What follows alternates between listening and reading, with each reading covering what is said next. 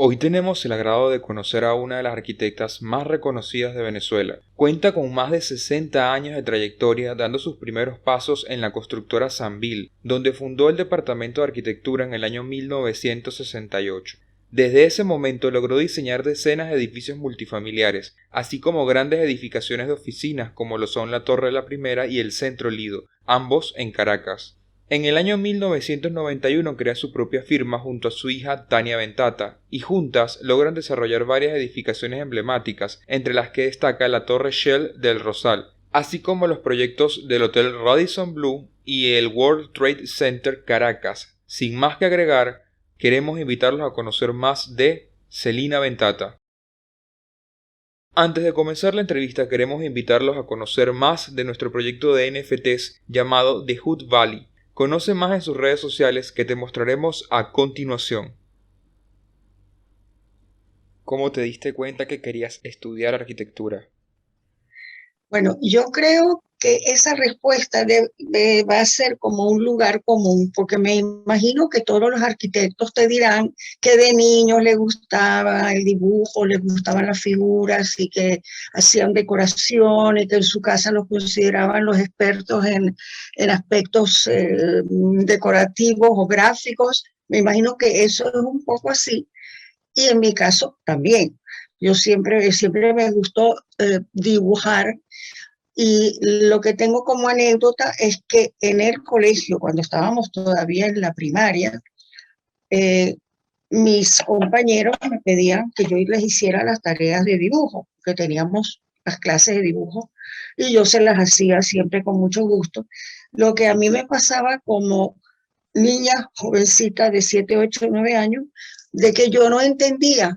Si yo veo una silla, yo la puedo dibujar, o sea, tiene una pata, tiene otra pata, yo dibujo lo que veo, y no entendí nunca cómo mis amigos, mis compañeros, veían una silla y no la podían reproducir. Eso para mí era un misterio. Así que por ahí, entre el dibujo, que en realidad es una ficción, porque cuando uno estudia arquitectura, lo que menos haces es un dibujo a mano suelta.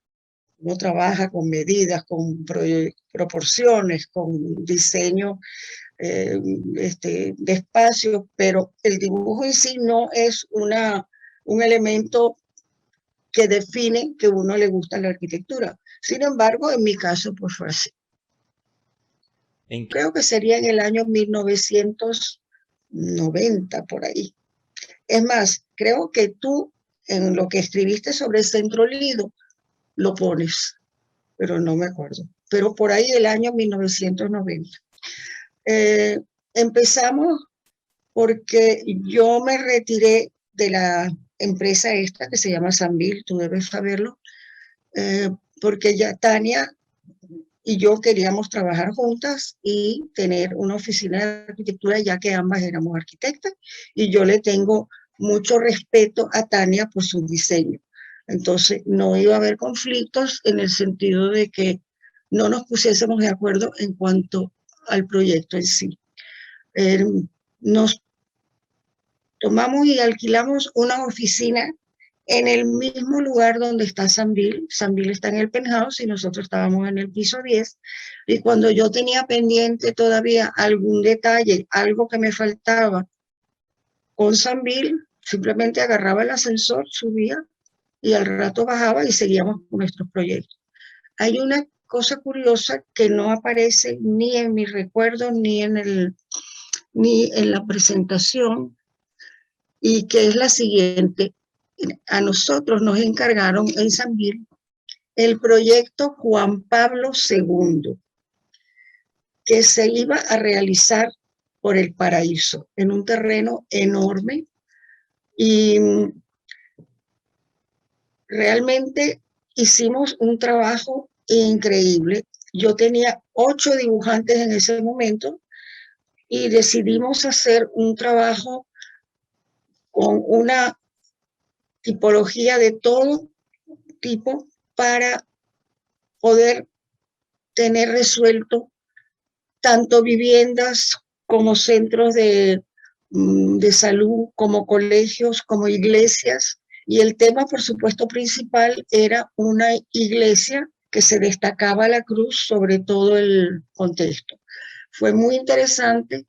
Llegamos, para completar la anécdota, llegamos a Miraflores, donde lo presentamos con Lucinchi, y a todos les gustó, porque realmente fue un proyecto muy, sobre todo muy bien dibujado, al punto de que cada dibujante firmaba su lámina y no quería que nadie se la tocara del orgullo que tenían de poder trabajar para el Papa Juan Pablo II. Central Lido es tu obra más emblemática. Háblanos más de cómo se desarrolló este proyecto. Puedo hablar de que el Centro Lido, la complejidad de este conjunto de oficinas empresariales y comercios nace de una propuesta de una imagen única a un volumen que reproduce una geografía, una geometría como un rombo de toda la manzana. El edificio tiene 12 niveles compuestos a partir de la planta en U, a la cual implanta posteriormente un núcleo de estacionamiento. Genera la disposición de 2 patios laterales que activan y dan vida al conjunto, y expresa una plaza cívica ubicada sobre el volumen posterior del estacionamiento. En realidad, la idea original de este proyecto fue como de alguna manera recrear, repetir la trama urbana, ya que es toda una manzana en la cual se trató de hacer este desarrollo. Como las calles de ese espacio tenían una dirección particular, pues internamente se repitieron esas calles de una manera como que repites totalmente lo que está hacia afuera. La arquitectura allí actúa como una red de calles conectadas por un sistema de puentes aéreos que abren y tropicalizan los espacios, ofreciendo una herramienta de una tipología por lo general muy cerrada. Los 2 sistemas de puentes aéreos se ubican en las 2 esquinas de la avenida Francisco de Miranda. De ese modo acentúan la importancia de la situación en la esquina donde se determina un cilindro que destaca notablemente de proporciones urbanas. Este sistema de puentes aéreas y el cilindro resuelven a su vez un descomunal pórtico urbano.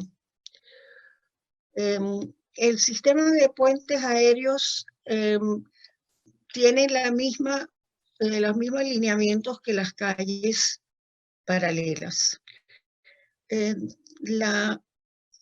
Estos puentes tienen la particularidad de que no están encerrados, son elementos que ventilan por un lado, dan hacia la calle, hacia la avenida Francisco Miranda, y por otro lado dan hacia un atrio interno por donde tiene su ventilación y su iluminación. Son volúmenes realmente con un criterio bastante climático, o podemos llamarlo verde, que no llega a serlo, porque se ha previsto el tema de la ventilación y de la protección solar. Los puentes están totalmente libres y se conectan todos los edificios a través de ellos sobre esos atrios que forman los edificios. Hay también un volumen que se diseñó posteriormente para un hotel y que continúa con el funcionamiento de todo ese complejo, y en el cual la planta baja, los 2 primeros niveles son comercios y que le dan un gran dinamismo a todo este conjunto. Bueno, tiene una protección solar a la cual soy muy adicta, porque me parece que en Caracas necesitamos realmente, sobre todo cuando se trata de esas cajas de vidrio, necesitamos tener una protección para minimizar el efecto del sol. Y también, también hay el color del vidrio, es un color que se integra y se mimetiza un poco con el cielo y le da cierta particularidad y cierta presencia al conjunto. ¿Por qué jamás se llevó a cabo la construcción del World Trade Center Caracas? Porque era una organización venezolano-colombiana que iba a ocuparse de ese proyecto y finalmente hubo un problema, creo que de índole económico o de entendimiento y quedó el trabajo así. Quedó todo porque estaba calculada las estructuras y todo lo demás. Son dos torres, yo no recuerdo muy bien eso, pero son dos torres de diferentes tamaños por razones de diferentes usos. Y finalmente, como no se llegó a construir, pues eso quedó un poco como simplemente como diseñado con diferentes tonalidades, un poco para la venta, pero que nunca se llegó. ¿Cómo fue el proceso de diseño de la Torre Shell ubicada en Caracas? Bueno, este edificio en realidad no es uno, sino dos. Es un edificio que está sobre la avenida principal de las Mercedes, con un gran ruido, o sea, con el tema del ruido y de la ubicación más que otra cosa. Yo lo pongo aquí, que tienes que tener presente en un edificio la ubicación, la geografía, el clima, la altitud, en fin, hay una serie de factores que no los comenté aquí, pero que también te determinan tu proyecto, determinan tu diseño. Entonces, en esa torre yo quise que tuviera protección y con un material noble, de lujo, pues es un granito rojo, o sea que ese granito es de Venezuela, de Guayana. Entonces me pareció que con ese elemento tan sólido y unas ventanas limitadas, pero no por ello que no se ve nada, ¿no? Unas ventanas un poquito protectoras y posteriormente, y entonces hay en la esquina un volumen que es la circulación. Posteriormente compraron un terreno perpendicular que se hizo también con el mismo material, pero en el cual había, las ventanas eran honestas, sinceras, abiertas hacia el sur y hacia el norte. La torre Shell era de Shell realmente al principio. Posteriormente la vendieron. Agua Clara es uno de tus proyectos residenciales más recientes construidos en Venezuela. ¿Qué nos puedes contar de esta obra? Fue un edificio que es de tipología de vivienda multifamiliar de lujo, vamos a llamarlo. Se implantó en un terreno horizontal, largo, de frente, y lo que se hizo allí son dos volúmenes que se juntaban en un volumen central y en cada volumen había dos apartamentos. Lo interesante allí es que hicimos prácticamente la planta baja, era todo el jardín, era la planta baja, todo un jardín. Los núcleos de circulación estaban cerrados dentro de ese jardín con vidrio y eran núcleos relativamente pequeños, dados únicamente a lo que es la circulación, las escaleras y ascensores.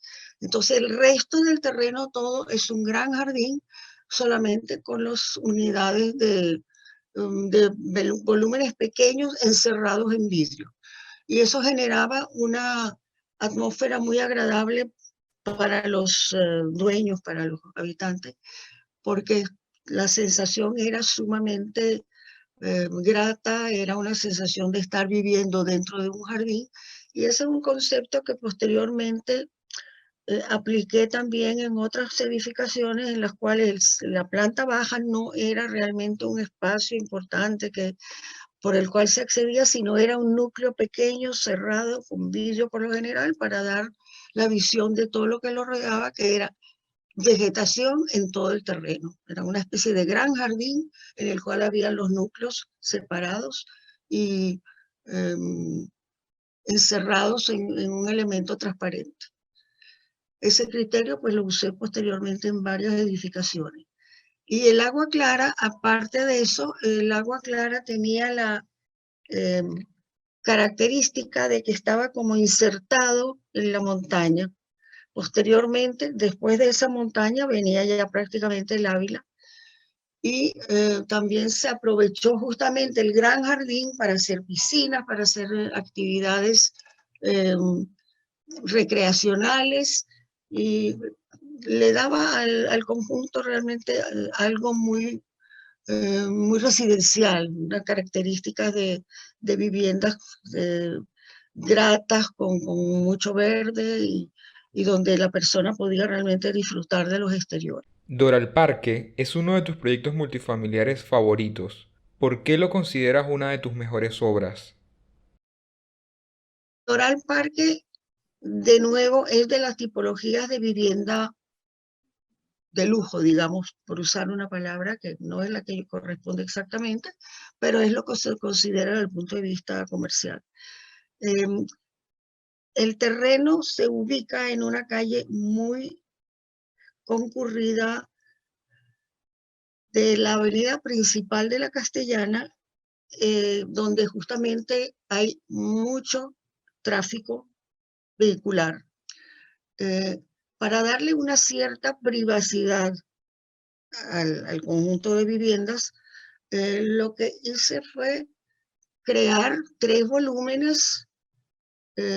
Cada uno tenía apartamentos de doble altura, y para responder al tráfico, al ruido que puede existir en esa calle, que lo hay, lo que se hizo fue tratar de incorporar un elemento protector, un elemento como una especie de pantalla que tapaba, protegía, es como desde un punto de vista formal, era un elemento que protegía de alguna manera, tapaba la parte del ruido y del movimiento vehicular que se sucede ahí.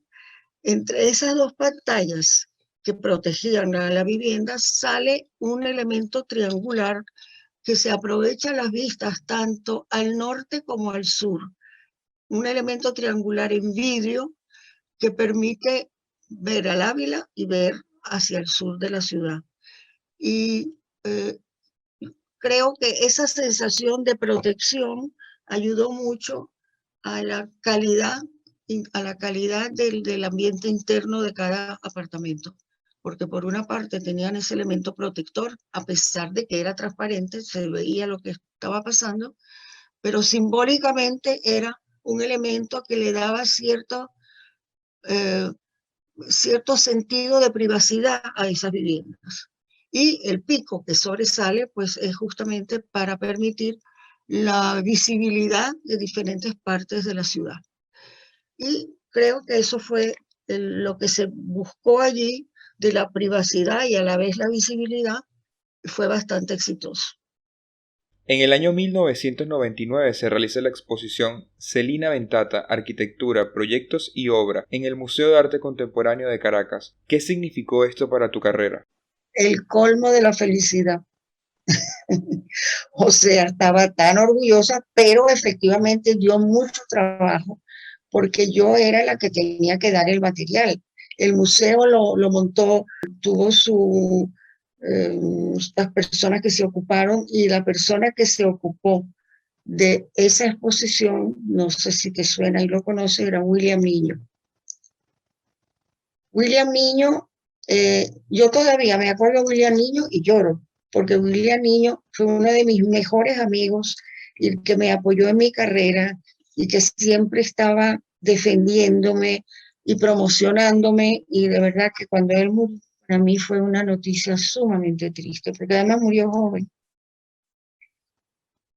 Entonces, esa exposición me dio muchísima satisfacción, la hicieron muy bien, y uno de los proyectos que por ahí lo debes ver, que se llama Salón Jerusalén, era muy importante porque cuando entrabas al museo, en una pared de triple altura, estaba dibujada la planta del Salón Jerusalén, dibujada, con un tamaño, imagínate, una pared de triple altura.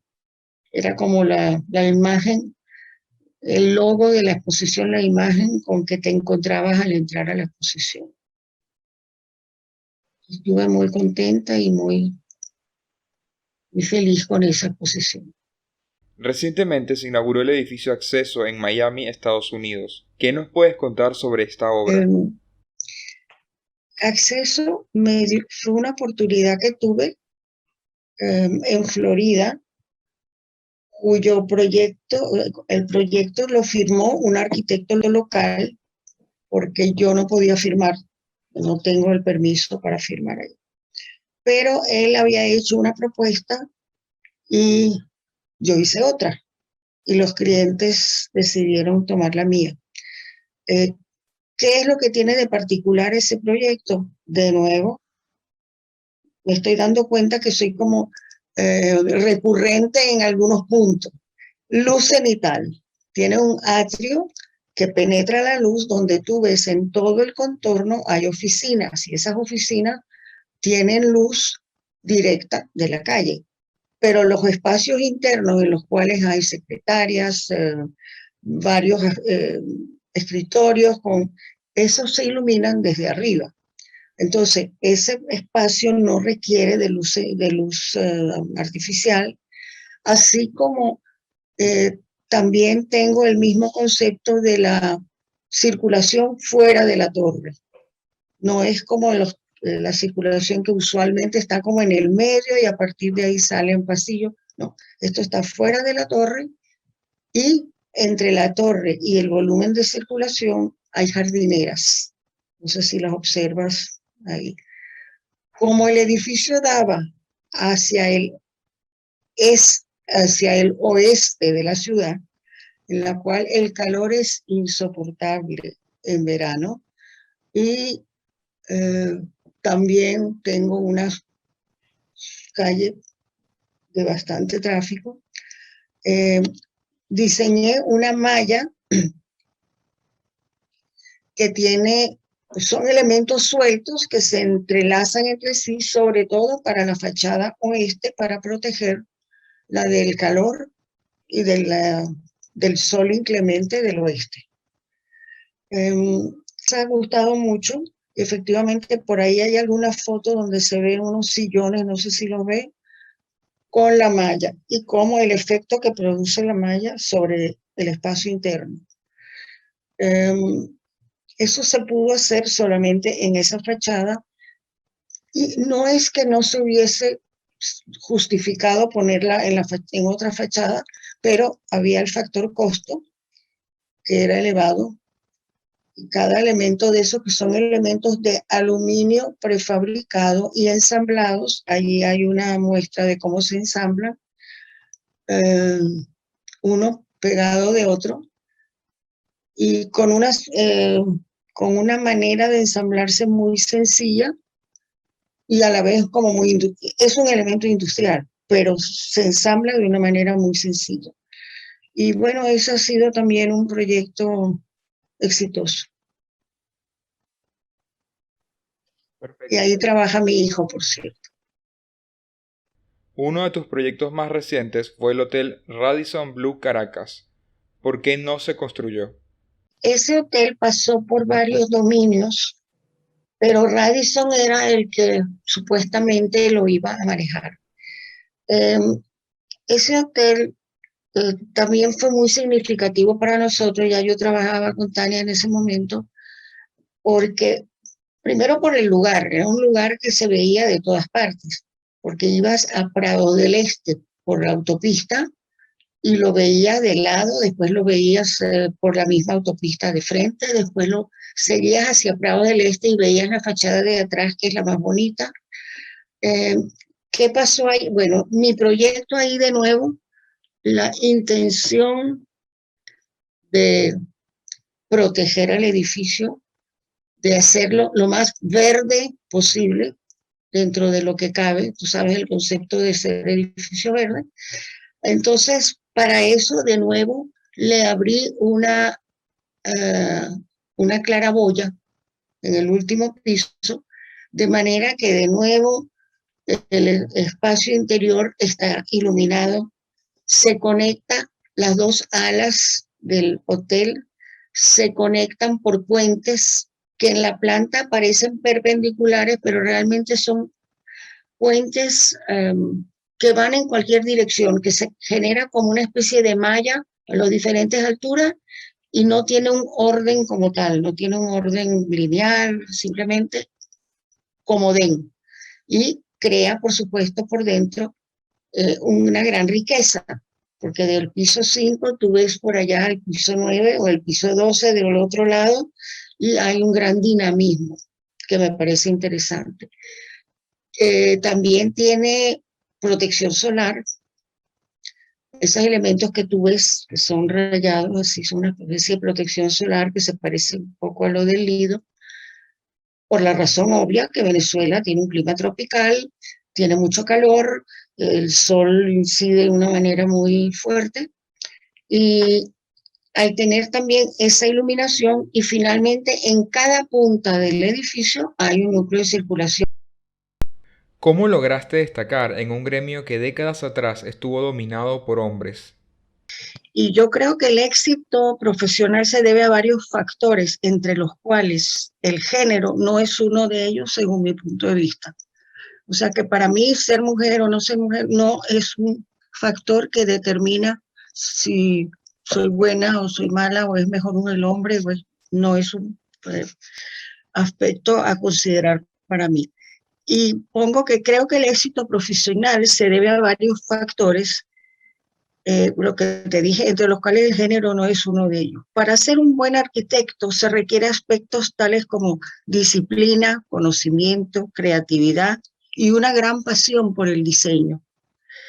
Una formación integral de arte, ciencia, tecnología, informática, con una concepción humanística. Considerar factores siempre tan importantes como el clima, la geografía y el entorno para lograr un buen producto final y obtener con ese trabajo el bienestar colectivo, que en definitiva es lo que debe ser nuestra meta. Uno de los factores que influyó en mi carrera, que esto sí es posiblemente solo para mí, fueron los profesores que tuve, que fueron nuestros modelos y nuestros amigos. Arquitectos de la talla de Carlos Raúl Villanueva, Tomás Sanabria, Galia, Enrique Hernández, imagínate ese lujo de profesores. Ellos decidieron realizar una revisión curricular para tratar de lograr que nuestra universidad y la Facultad de Arquitectura se pudieran comparar a las del primer mundo. Un proyecto ambicioso al que se abocaron con gran entusiasmo. Efectivamente, cuando nosotros entramos hubo un cambio importante en el currículum. Querían que fuéramos ciudadanos universales para que nuestro trabajo se pudiera valorar en cualquier lugar. El otro factor que considero, te estoy dando los factores que yo considero importantes para ser un buen arquitecto. El otro factor que considero importante es la relación del arquitecto con su cliente o la entidad que te contacta. Tienes que escucharlos para entender sus aspiraciones y a la vez transmitirles tus ideas para el proyecto que quieres realizar. Así, para que entre ambos se lleguen a una solución satisfactoria para todos. Les sigo comentando un par de aspectos más. Que digo lo siguiente, tuve la oportunidad, y ahí tú vas a saber a lo que me refiero, de trabajar en una empresa constructora muy exitosa, en la cual se construía muchos edificios de diferente tipología y en los cuales yo podía dar rienda suelta a mi creatividad con pocas limitaciones, y de ahí la cantidad de edificios que tienen mi firma, justamente por trabajar con esa empresa que tuvo en mí muchísima confianza y me daban muchas libertades para mis desarrollos y para mis diseños. Yo casi no tenía observaciones y limitaciones ni de presupuesto, ni de diseño, ni de vanguardia.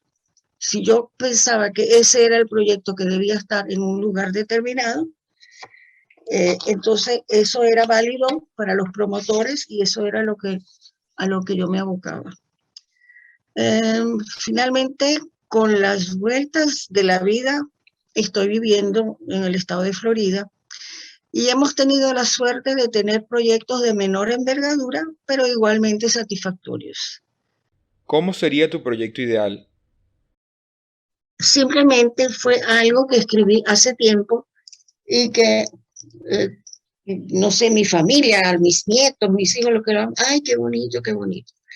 Entonces, se lee en 2 minutos, pero me parece que, y hace tiempo que lo escribí, pero me pareció que era lo que sentía. Ok. Te lo leo. Dice, mi proyecto ideal. La arquitectura es para mí un continuo desafío, una perenne búsqueda del equilibrio entre lo estético, lo funcional y lo racional. Aunque he tenido la suerte de que gran parte de mis proyectos hayan sido construidos, creo que como yo, cada arquitecto tiene algún sueño no realizado, algún proyecto ideal. Un proyecto ideal es aquel que todavía está en mi fantasía, en la imaginación, el que sería la concreción de todas mis aspiraciones como arquitecta, aquel cuya inserción en el entorno sería armoniosa y su imagen a la vez integrada y única, aquel que satisfaga las aspiraciones funcionales para las que fue concebido y cuyo espacio privado y público genere bienestar y equilibrio, que su atmósfera emocione y conmueva, que esté cargado de experiencias pasadas sin romper con lo existente y a la vez contemporáneo y de avanzada. Aquel que no haya sido deformado por las obligaciones de las normativas y las limitaciones económicas. Aquel que finalmente deje de ser una fantasía. Esperamos que hayan disfrutado de esta entrevista. Coméntanos qué otro ingeniero o arquitecto te gustaría ver en nuestro canal. Recuerda suscribirte, darle like y compartir el video.